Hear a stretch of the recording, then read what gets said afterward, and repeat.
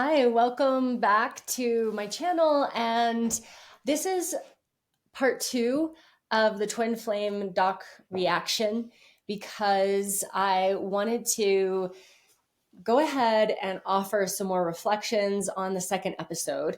The first video was all about the first episode. If you haven't seen that yet, check it out.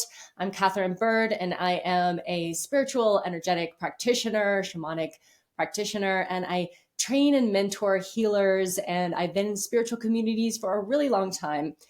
And so I want to give you some further breakdowns behind some of the stuff that you're seeing in this particular documentary, which might also be red flags, warnings, and things to look out for when you're engaging with a healing or spiritual community or a healing practitioner, especially one who has a community that they're working with. So as we get into episode 2, this is where all of this divine masculine and divine feminine teachings come up. And so we're going to explore that a little bit more because the divine masculine and divine feminine are a really common teaching for a lot of spiritual practitioners, just like twin flames can be a common teaching. But you'll see how that you can take these common teachings and take something that has an essence of truth and transform it into something that's being used for manipulation. So, as we get into the beginning of the episode, we start to see things escalate. We start to see some pieces unraveling here. And we start to see some deepening into the strategies that people use to manipulate or control or to keep people close, to keep their community continuing to give them as much money as they possibly can. And in the last episode, in the first episode, and when I discussed the first episode, I talked a lot about this inspiration and focus on money.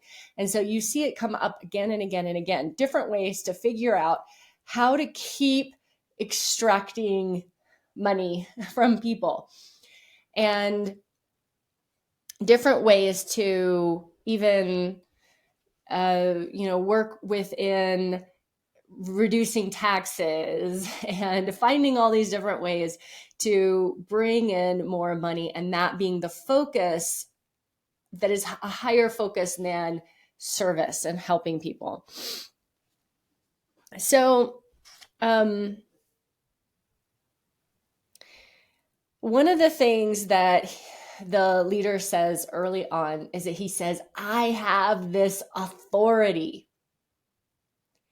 And this authority is something that truly, it begins to poison people when they're drawn to that, when they desire it, they want it, they want to claim that, they want to have that position and role in the community and have authority, meaning I am the one who is telling other people what to do and I have the final say. When they want that over others, it becomes something that escalates and spirals and becomes bigger and bigger and bigger. And a lot of people don't necessarily start out thinking, oh, I'm going to start a cult. I mean, maybe this guy did because he mentioned at the beginning on a social media, maybe I should start a cult. But a lot of cult leaders don't necessarily think that they're starting a cult or think that they're going to become the people that they become.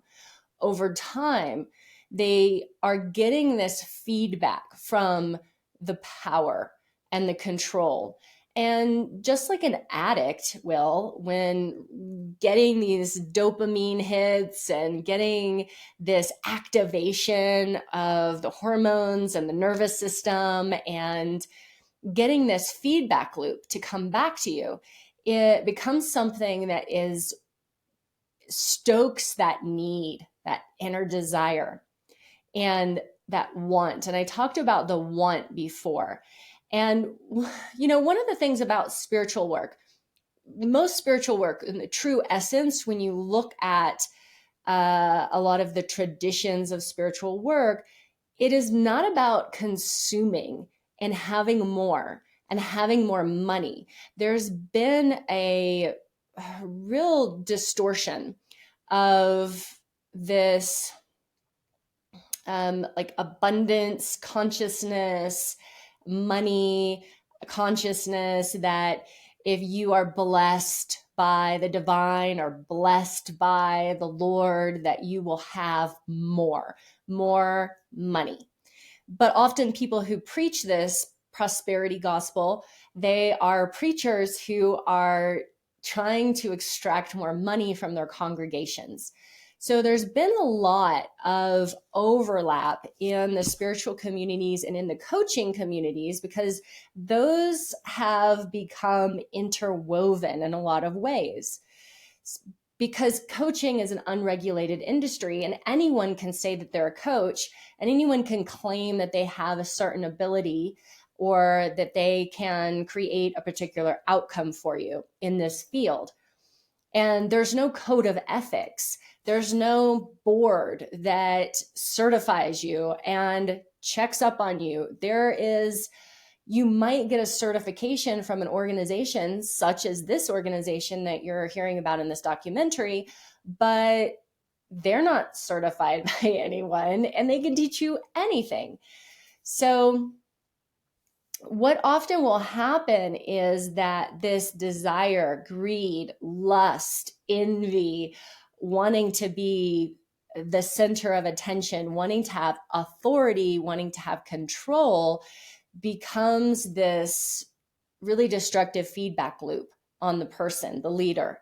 And over time, they need to make their followers do more and more progressively challenging or intense or harmful or things that they wouldn't necessarily do, like to see a human and say, well, this person wouldn't usually do this thing, but if I can get them to do that, then I get this huge hit off of that. It is like a drug for these people. And so that's why it starts out subtle. And then over time, you'll see, if you watch different kinds of documentaries, it just spirals out of control over time, because they're not able to receive that same feedback, that same excitement, internal excitement, as they were before. And one thing to consider when you're looking at spiritual practitioners and people who work with spirits, that there is a spiritual aspect of this, and there is an energetic aspect of this. There is the pulling and extracting and absorbing of other people's energy. And one thing that I see with these people is that there is actually the ability to absorb other people's purpose, to take their life force energy and even their purpose and meaning away from them, and continue to absorb that as energy that these people are feeding off of.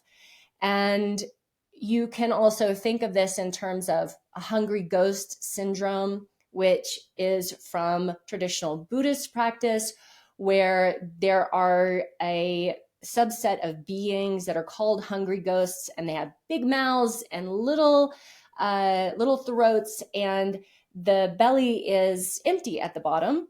And so all they want to do is consume and feed and consume and feed, and they never feel satisfied.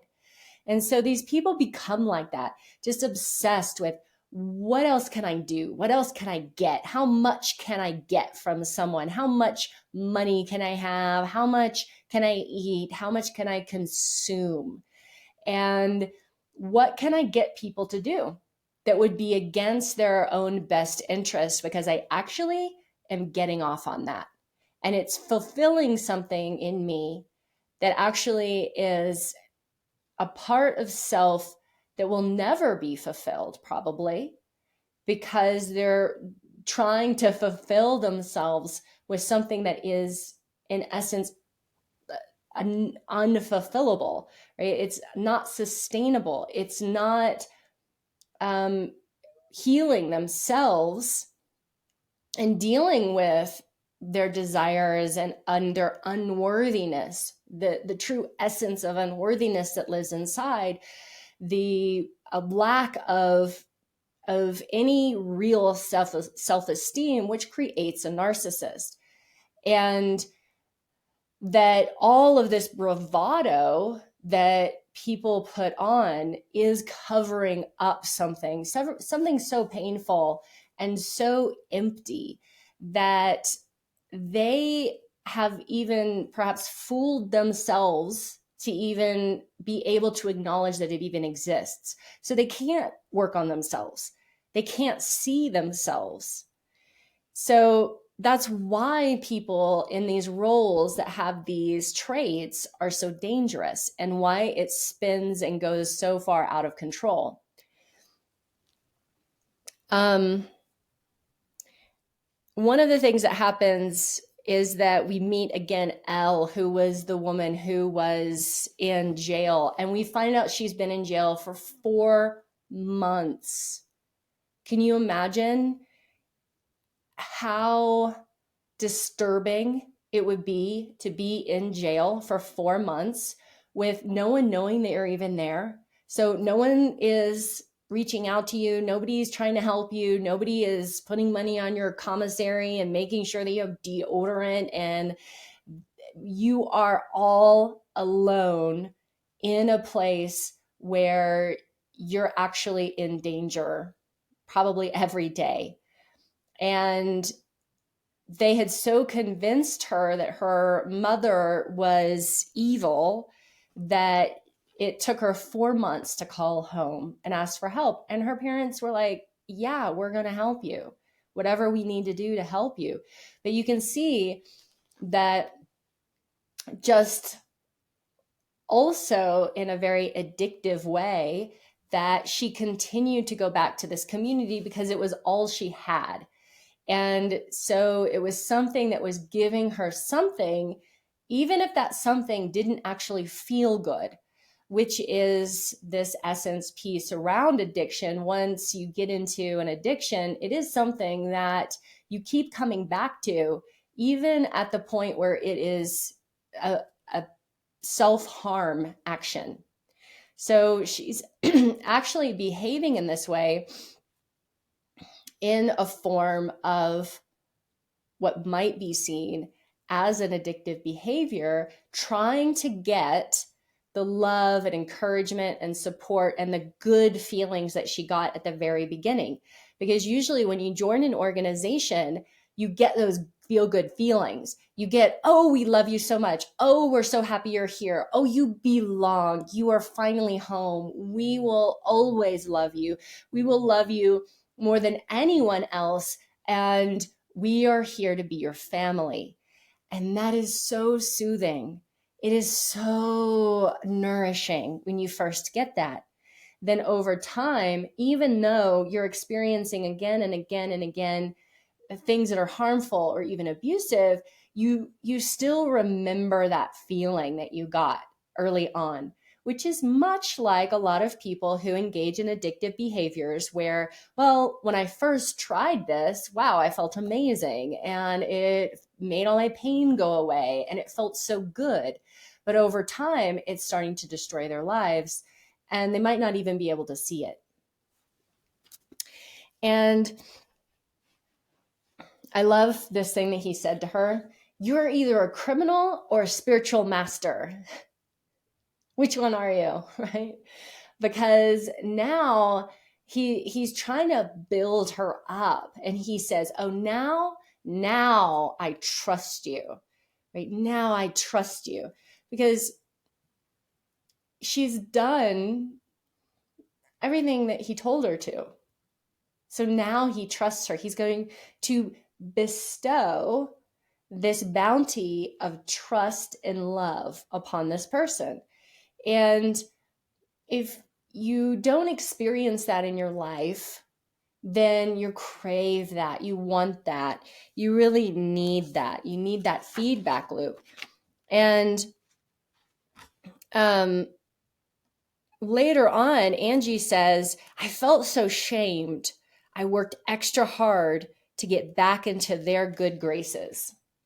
And this is also really common, right? Like that shaming comes in. So if you're in a container, and meaning like a group, or maybe you're taking classes with someone and they start shaming you, or they're shaming someone else and you can see them shaming someone. They talked in this episode about name calling and really calling people out on these group container calls, so that other people start to see, oh, this is normal. This is how you behave, right? He says, this is what discipline looks like, right? And if you just, he said, to Elle, I believe at one point, if you just had more discipline, you would get everything that you want. And this is what discipline looks like. It looks like me berating you and tearing you down and destroying you. And this is very intentional. I mean, first of all, it's probably done just out of cold, dark meanness, but it's also intentional, because if you can slowly break someone down and you can see, oh, they took that, and I'll give them a little bit more next time and a little bit more next time, you are breaking their spirit. Just the same as, he even mentioned a dog, that if you discipline your dog really hard and then you hug it, it'll be okay. It's the same thing where, someone might, if you hit a dog over and over and over again, you will break that dog's spirit and it will cower. But a dog will still love you, even though, in a way. So it is a way of slowly tearing someone down and tearing away any self-confidence that they have, any trust that they have in themselves, to trust their instinct and their intuition. Because if you can destroy somebody's ability to connect to their instinct and their intuition and their gut feeling, then they're not going to leave you as easily. Because even though they're getting red flag, pop off stuff like, oh, this doesn't feel good. If you can translate, oh, this doesn't feel good, to not mean, oh, this isn't the right thing for me, but to mean, oh, I'm being disciplined, I'm being trained, I'm being healed. And that's why it feels this way. It feels painful because that's what this is. Then you've really got somebody.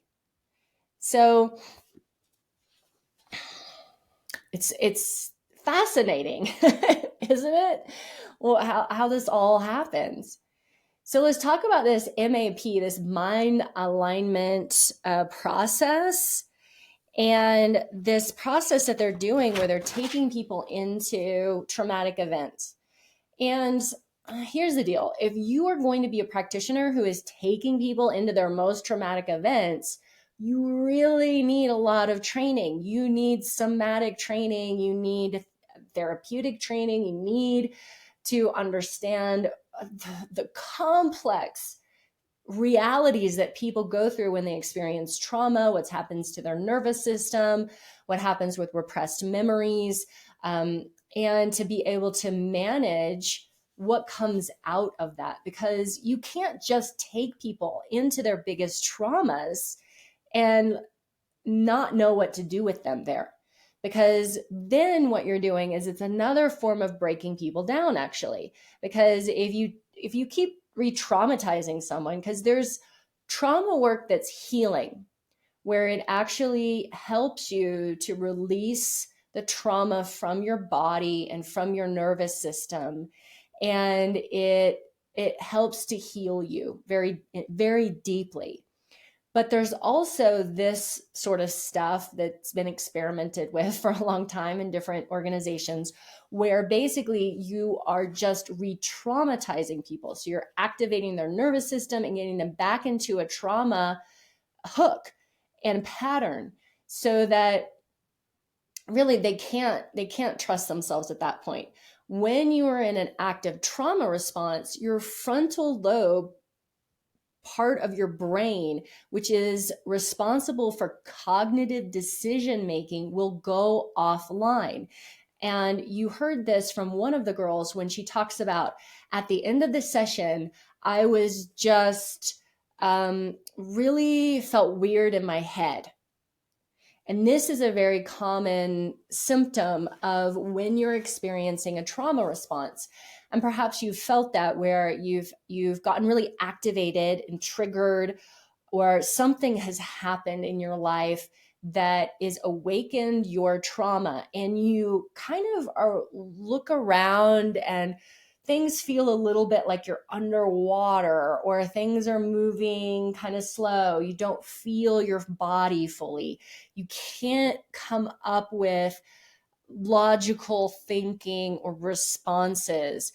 This is really common in trauma response. So you can tell that what's happening is they're actually taking people into this space and not helping them to complete and find resolution, but actually leaving them in this dissociated and triggered space, which if you just keep going back and trigger, you will be conditioning yourself to live in that space. So it's trauma treatment is complex, and it requires training and understanding and support, really therapeutic support. You can't be doing trauma therapy with people and then calling them names and belittling them and breaking them down.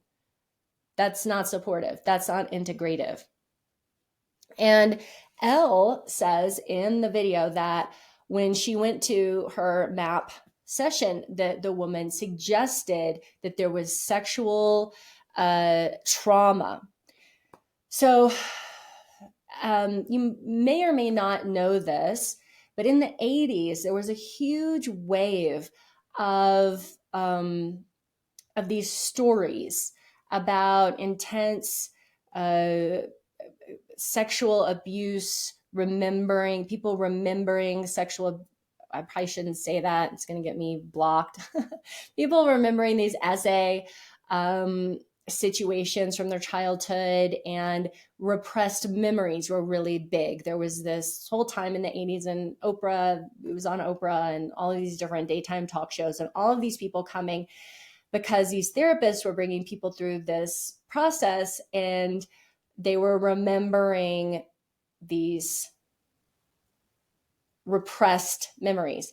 Repressed memories are really tricky because people do repress memories when they've experienced something intense, but also it is not that hard to embed memories in people. When you take them into this process, you take them into a deep hypnotized state, and you suggest. And when a position of authority, which someone who is offering you a session, when they're doing any kind of therapy or treatment, any kind of treatment, there is a significant power imbalance.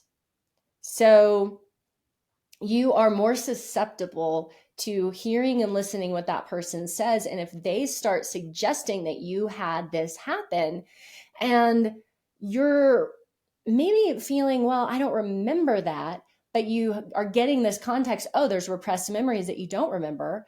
And then you are thinking, well, I've been depressed so long, or I've had anxiety so long, or I've just been in this pain for so long. And here is a reason. We love that. We love to have a really significant reason why we're in pain, because when we're in the experience of life is hard and I have a lot of internal pain and I'm not exactly sure where all of it comes from, that is hard to reconcile, because sometimes we feel that if we could only know why we feel so bad, that we would feel better. But the interesting thing is that sometimes you don't need to know even why you feel bad. There are lots of things you could do to feel better. And it can be helpful to go into these things in the past, but it also, it's a tricky situation if you have somebody there who doesn't know what they're doing or isn't intentionally in some ways implanting false beliefs and memories in you while you're in an altered state. Your consciousness is open. Your mind is open for things to drop into. So why would this be a thing? Well, number one, a lot of people have experienced SA. And so it can be, a lot of practitioners are like, well, that's probably it. That's probably what happened. So let's dig into it. Let's find it. Let's uncover it. Not always the best, actually, solution to your problem, especially if it didn't really happen. And so this pulls you further away from your family. It separates you even more from where you came from. And now you have a real reason to see them as being evil or bad. And then you don't want to be a part of that family system. And I believe it was a psychologist there on the show says, this is tearing you apart. It's tearing the self apart. So in healing work, a lot of healing work is about pulling the self together. It's about configuring yourself back to the center and finding yourself inside your body, embodied, safe in your body, whole inside yourself. Healing really is this process of coming back into wholeness, taking all the parts that are discordant and separate because they've experienced pain, and drawing them towards you, bringing them back home. We would call this soul retrieval in shamanic practice. But this practice happens in all therapeutic modalities where there are parts of self that you disown, that you hate, that you don't want any part of, and you are unlovable. And as you heal, you sort through all of those parts. You go, oh, hey, they're a part from when I was young and I didn't like the way you looked and you got separated from me. Come back over here. I love you. You're amazing. I love you so much. And you learn how to love all of these parts that you previously felt were unlovable. Oh, that's the part of me that wasn't seen as a child. That's the part of me that my parents didn't like. So I separated myself from that part. That part was loud and outgoing and brass and full of life. And so I separated myself from that part because my parents were like, stop being so loud. And so I became quiet. And now I don't really feel as much. So you start to pull these parts back in and you start to feel more and more and become robust within yourself, and your energy body becomes more robust. Your field becomes more robust. You're more protected. You're more sourced. You're able to connect to the earth. You are able to understand all parts of yourself, love all parts of yourself. And the strategies that they're doing is about separating those parts again and actually deconstructing the self instead of bringing into wholeness. Because when you bring people into wholeness, the intention, the outcome is that they're not going to need you anymore. That's my outcome from my work is, I don't want you to need me. I don't want you to keep, you think you want to hang out with me? Great. Come do another program. Let's learn some more stuff. Amazing. Let's build your programs. Let's build your service into the world. Yes. But not because you need me, because you are discordant and separate from yourself. So It's funny when healing work isn't healing, right? And then they started taking this MAP program and going out to the Facebook groups and looking for people who had different problems, PTSD and fibromyalgia and chronic illnesses, people who were desperate. Let's find people with problems because people with problems will pay. And I'm sure you've felt this before. I know I felt it, where you're like, whoa, what can I do?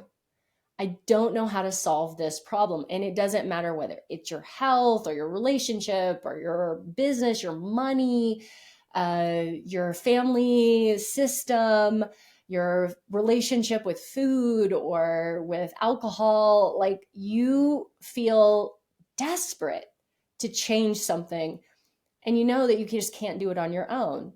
So, when you're in that situation, it can really make you say yes to things you wouldn't normally say yes to, or invest at a level that you really can't afford. So I encourage you, even though you might be in pain or you might be really struggling with something, that before you say yes to joining an organization and the whole thing, like, to sit back and to ask your higher self, ask your body, take some deep breaths, shake your whole body out, find your center point as much as you can in that moment, and ask, am I seeking this out of complete desperation? And if I am, then can I be discerning?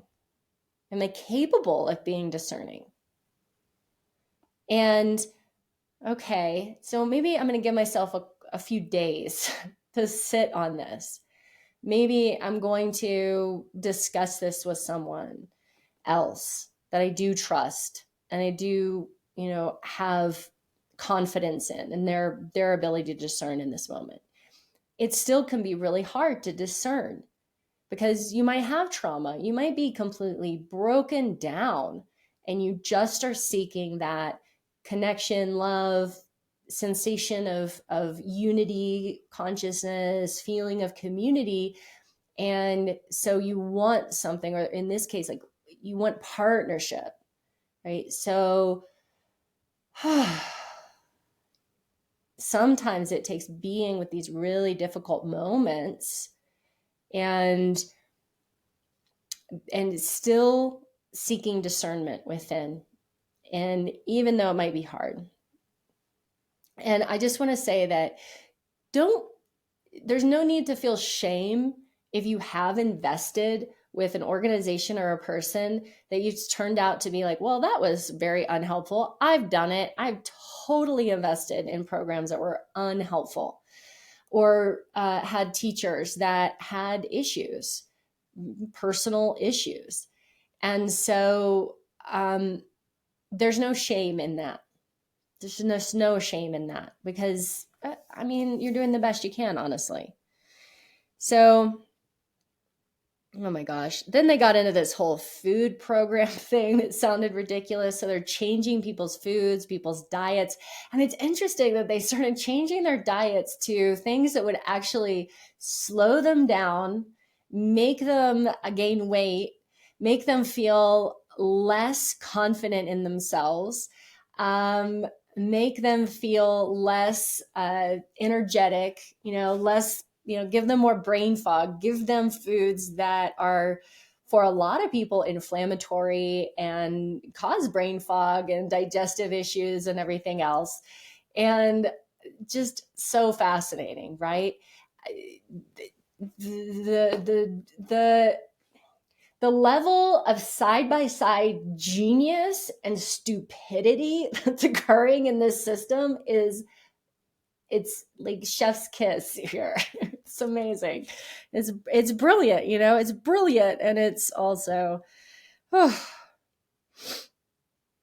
So then we really get into money, right? Because you're paying for the food program and you're paying for all this program. And it was amazing how many programs they have, right? These people are like every day, all day, making videos and putting videos up. Oh, there's another video. There's another teaching. There's another program. Whew.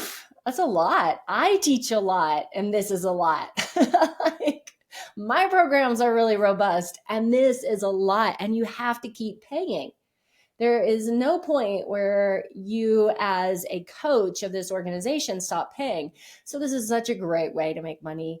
And you'll see this. Well, you become the coach, you become certified, and then there's tiers of people who have different levels and access to the leaders, and you want to be those people. When you come into the group, you're like, oh, those people are special. I want to be one of those special people. I want to be one of those special coaches. Oh, so you need to take this program, the life purpose program. And oh, your life purpose is to work for us, and maybe even for free. And it's, like I said, it's, in some ways, it's genius, right? Because this is how you can keep people coming.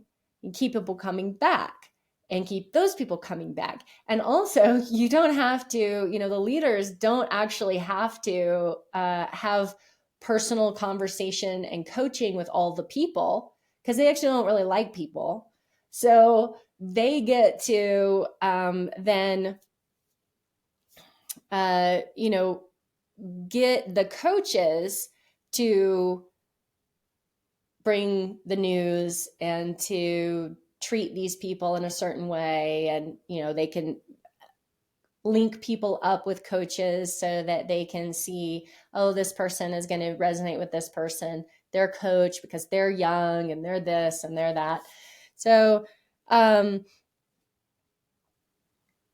you keep seeing the money, the obsession with the things, the church, the money plus God. Oh, when you start putting money and God together, it often goes downhill really quickly. And you can see this in organized religions that have been around for a long time that are very focused on finances, and often creating a better financial situation for the leaders and a less beneficial financial situation for the followers, because it helps to keep the followers in the organization. And it is a form of financial abuse, just as it would be in any relationship where, oh, you need to give us this much money. And I loved this Jesus thing where he's the picture, the image of Christ is me. It's the second coming, the picture that looks like me. It's because for the last 2,000 years, especially, in the Renaissance, when they were painting Christ, they were painting me. They were seeing me in the future, that I was coming to be the second coming. Oh my gosh. It's great. It's just so great, isn't it? I can't even with Jesus, second coming of Jesus. Here he is. Like, all he cares about is having a Porsche and a house, and that's Jesus. Jesus definitely would be like that. So let's get into it. Let's get into this masculine and feminine thing and the embodiment of the masculine and feminine. I mean, this is also a pretty smart tactic, and they really were pulling it off here for, I guess they're still pulling it off. They really are pulling this off. So again, remember before in the first video I did, if you take a spiritual truth, if you take something that at its essence is true and applicable to everybody's life, and you modify it just a little bit, you massage it, you work it, and you use it, it can be highly effective strategy for control or manipulation or whatever outcome you want to get, right? So this masculine and feminine, yes, there's a masculine and feminine. Yes, there's a yin and a yang. Yes, there are, we live in a realm of duality. And that can be really beneficial to understand, because there's hot and there's cold, and there's wet and there's dry, and there's up and there's down. And knowing these things and working with these opposing energies can be really beneficial for spirituality and health. This is the essence of alchemical studies.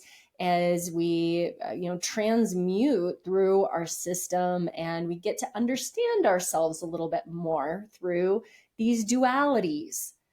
But life is also very all over the place. Like, yes, there are these, yes, there's this far end and there's this far end, and there's everything in between. And there is a lot of space for everything and everyone in between. And masculine and feminine teachings, the teachings of the masculine and feminine, have been massacred and used by a lot of practitioners to control and manipulate people, especially in terms of these very rigid ideas of this is masculine and this is feminine. And a lot of relationship coaches that use, well, if you're a woman, then you need to be in your feminine, and this is what the feminine is. This is what the feminine does. This is how the feminine behaves. And same for the masculine and the man. And so if you're not doing that, then you're not going to have a partnership or a healthy relationship. You're going to lose somebody. You're not ever going to get somebody. And so it gives them something to coach around. And oftentimes it's not serving people, because men shouldn't always have to be hard and stern and know it all and lead. They just shouldn't. They shouldn't have to. And they're not always good at it. And women shouldn't always have to be soft and meek and receptive, because they also need to run their lives and be who they are and say their piece out in the world. And so these teachings can and are used a lot to force people into roles that may or may not feel good to them. So it's really amazing. It's really truly amazing. So, but they did this really, a little bit of a genius thing where they used this to declare that each person had one of these energies and that they needed to stay in that energy. And so it didn't matter what your gender identity is, then it is what we're telling you that you are, because we have the ability to see whatever this is. And then they could use that to link people up and make them be in relationships with each other, even if they weren't attracted to each other. And this is also a tactic that's used in a lot of organizations. There have been a lot of yoga organizations, communities where the leader has dictated, you and you are going to get together and make a baby. You and you are, you guys are going to go get married right now. And religious organizations where the leaders, you'll see this in the LDS church where, okay, little girl, you are now this old man's bride. And there is no questioning, because it is coming through the prophet, coming through the mouth of God, coming through the guru, coming through this second coming of Jesus. And so you can't say no to divine will, right? That's what they're trying to get you on. And that's why he's like, oh, I'm Jesus, because I need to embody divine will, because you can't question divine will, can you? You really should. Anybody who is telling you that they have the divine will, or they know divine will, or they are the embodiment of divine will, or they have access to this, to this, and that they're going to tell you how to live your life, be warned. Be warned, be warned, be warned. Big, shiny, neon red sign, red flag. Okay.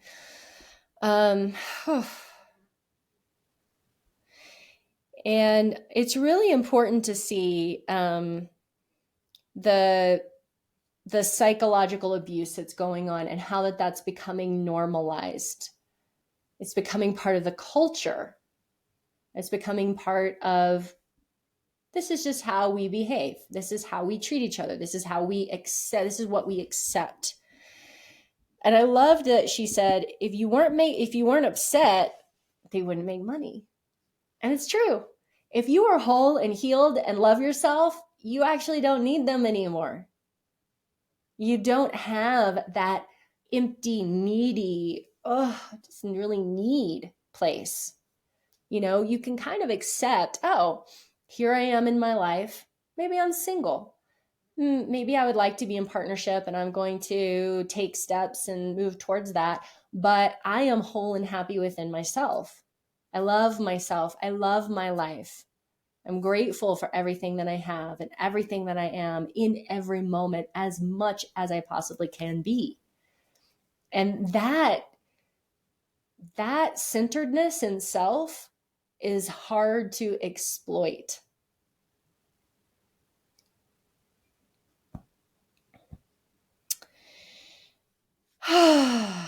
And, coming back to Elle, I love Elle. I just so wish this woman well. I so wish that she just I just wish so many blessings upon this woman. Because she's in some ways she's just the hero here in the show in a lot of ways, right? She's like, yeah, this doesn't feel good all of a sudden, for a very long period of time before I leave, which we must say, again, there is no shame in it taking a while for you to figure out what's going on. I have met a lot of people who come out of cults and were like, how did I do that? For years and years and years, I was in there and I was seeing these things and having these feelings and I was overriding them. So I'm making these videos because I really want you to understand the depth of the psychology and the community and the exploitation that's occurring, because it is so hard to extract yourself from. But she says that when she called Stephanie out on what was happening, the way that she was speaking to her, it was like, it's your issue, it's your problem, you're wrong, and then she has to mirror that and be like, in some way, well, then because they've been taught. And so there's this way that the brain is now engaging with all information. Oh, well, yeah, I am wrong. I am wrong. I am wrong. Right. So it's repeating that inside. And that is, that's a really effective way to keep people's self-confidence and self-esteem down. So let's talk about Marley, the young girl who was sent to live with this much older man who now we learn has schizoaffective disorder, which is a serious mental illness that's not being treated. It's not being medicated. He's not getting support. He can't hold down a job.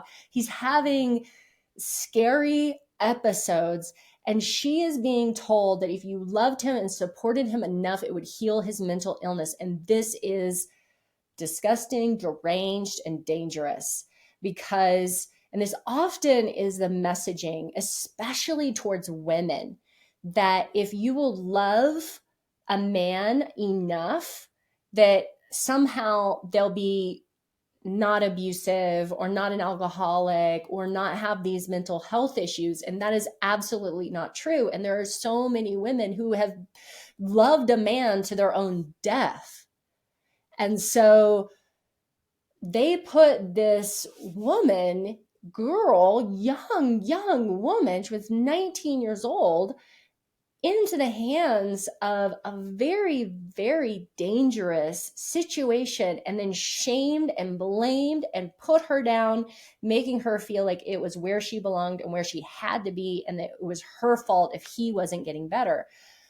Oh, which is, oh my gosh, it's so infuriating, isn't it?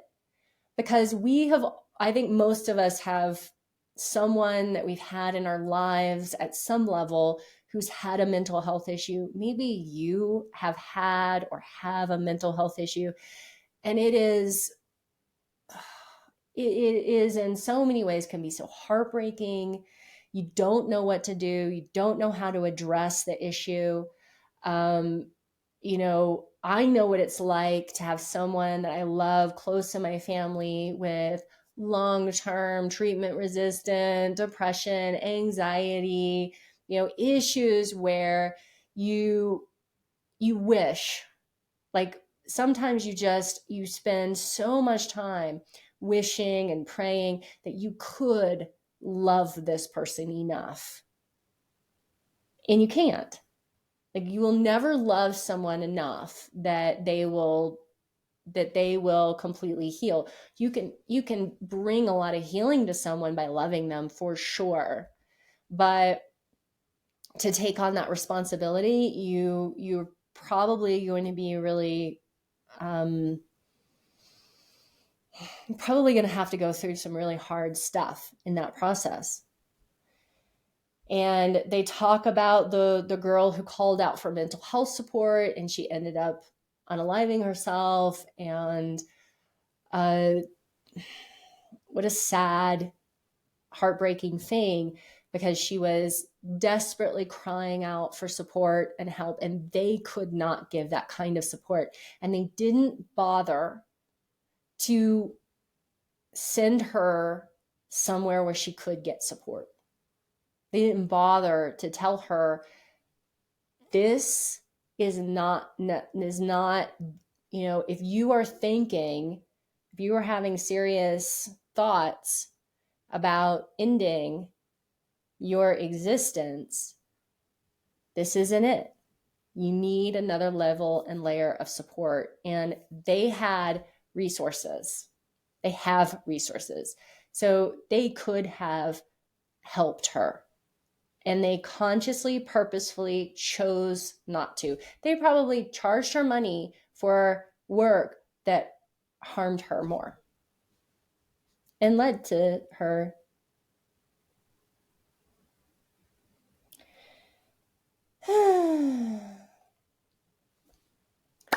So, you know, when this stuff starts happening in a community, people do start paying attention a little bit. And then you get the, you know, the Vice article and, you know, the haters. And then you get this great dynamic that arises in these communities.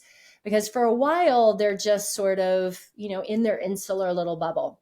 And then when they start getting some people who leave and start going, yeah, that was not okay, and they start getting some outside people, some journalists and things like that, talking, then there becomes this us and them situation that gets to happen, which in some ways solidifies a lot of people. People in the inner circle, they become more solid sometimes in their devotion and their dedication, because now they have this outside force that's trying to get us that they can push against.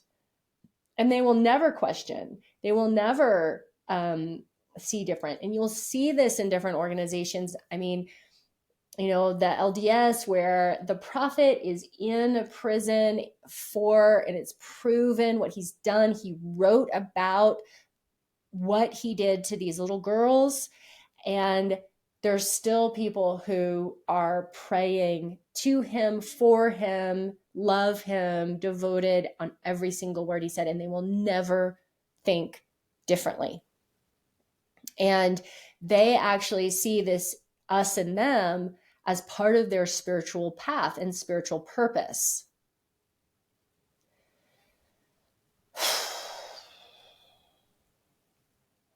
And of course, when you leave the organization, you're now on the block list. You're on the spreadsheet. No one can talk to you. You're a hater.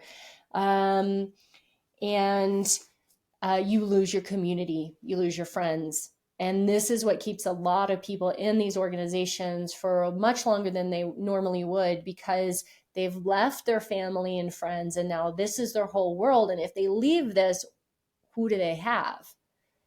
And they know the risk. And this is even in lots of current religious organizations that feel this way. Once you're out, you're out. We don't talk to you anymore. You're not part of this.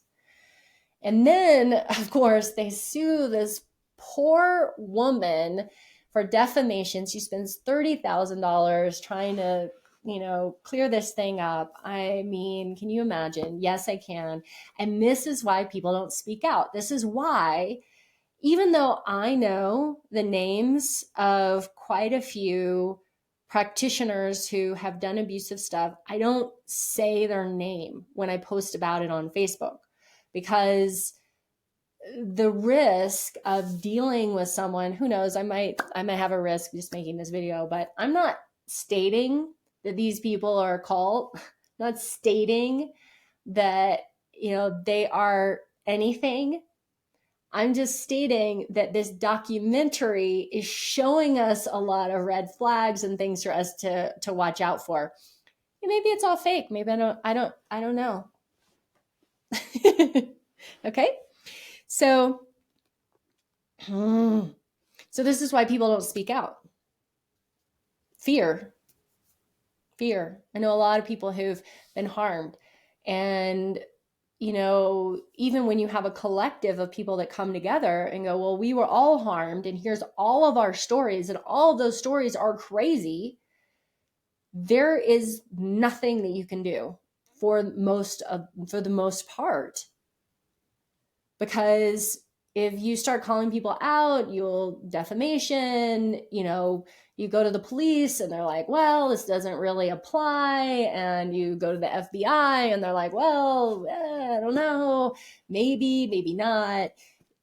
It can be really hard, especially if it doesn't involve children. Children, you can, when the organizations start being family and there's children, it can be easier to have things be investigated, which is great.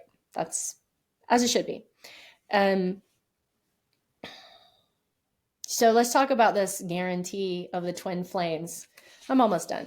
So the guarantee of the twin flames, and then because they guaranteed it, and because people weren't getting those results, then they changed the rules. And you'll see this a lot in organizations. When they start changing the rules of what they said was the thing, watch out. Like, really pay attention if now all of a sudden the rule is this when the rule used to be this. And a lot of times they'll say, oh, this was divinely guided. It was channeled. It was, came through from, a specific spirit or God or whatever. You have to see that as a red flag. And so they made the proclamation that the twin flame had to be in the group. Well, this is great, because if the twin flame is in the group, then it keeps the group solidified, right? When people are engaging with people who don't believe in twin flames and aren't in the community, they're much more likely to experience pushback from that person. Like, and I believe Angie, the guy was like, I am not your twin flame. I am in a relationship with a dude. Like, this is not it. Stop. And so this is a great strategy. We keep the circle tight, and then you can also influence people. You can keep track of people. You can help to coach them so that they can be together. It's pretty smart, actually, this one, and pretty effective in a lot of ways. But then, because they have so many women and almost no men, as you can imagine, if you've been in a spiritual community before, there's like 10 to 1 women to men. So yeah, there's not going to be enough men for all these women. So they have to start making these like interesting rules about how, one's masc and one's femme, and they're just going to be together. And then, there's no such thing as bisexuality, because you're either masc or femme, and you're attracted to the opposing force. It's like jumping through hoops to understand where they're coming from. So If you don't play this gender role, you're going to push away your twin flame. So then you get to modify people's behavior and get them thinking about every action and thought that they have, and questioning themselves, questioning their inner truth. Oh, okay, well, maybe that's not true. Maybe what I've known about myself this whole time isn't true. Well, if I don't even know myself, how could I even trust myself that maybe I should leave this situation? So, within this channeled transmission that they've offered, they get the guarantee, they get to see if they'll do it. Because if they do it, remember, they're going to get that amazing dopamine hit off of getting them to do something that they wouldn't normally do. And they get to ramp up to the next thing. Because if you can get them to do this, then you want to see if they'll do that. And then you want to see if they'll do that. And then see if they'll do this. And then eventually they'll do anything that you want. That's where it's going. It is complete destruction of free will, which is fascinating in terms of a spiritual community, because as a human, we come here to learn through free will. It is this teacher that we have here that, we forget everything so that we can practice this whole free will thing. If we knew it was all, everything, if we knew what was going to happen next, we wouldn't really be having this free will experience. So it's a test of control and power. And it speaks back to that psychology piece of what emerges in a leader as they become more and more and more influential over time. And they need that hit. They need more. And so I haven't watched episode 3 yet, but I'm sure it's going to get even more out of hand because of that. These kinds of organizations don't stay at one place. It's going to ramp up, which is always where the downfall is. The downfall is always in the ramp up. So I hope that you've enjoyed this and you've received some benefit, that you've gotten some red flags and some awareness. And I hope that if you find yourself in any kind of a situation where you feel like, oh, this doesn't feel right to me, or maybe I just accidentally joined something I shouldn't be a part of, to know that there's support, and there's a lot of people out there who've been through these things, and there's a lot of people out there who really understand this experience.